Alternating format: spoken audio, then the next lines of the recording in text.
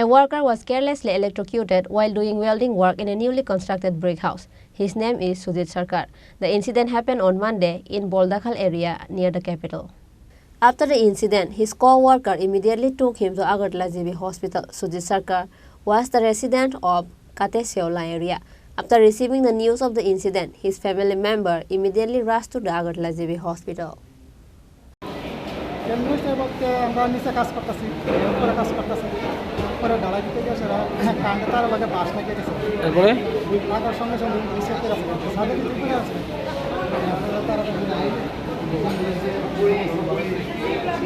কি নাম ওনার?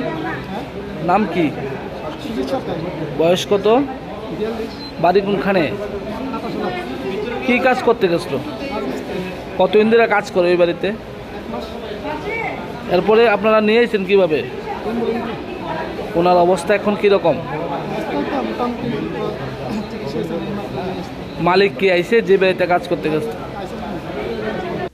Reported by Pranav from Agartala, Chini, Khorang.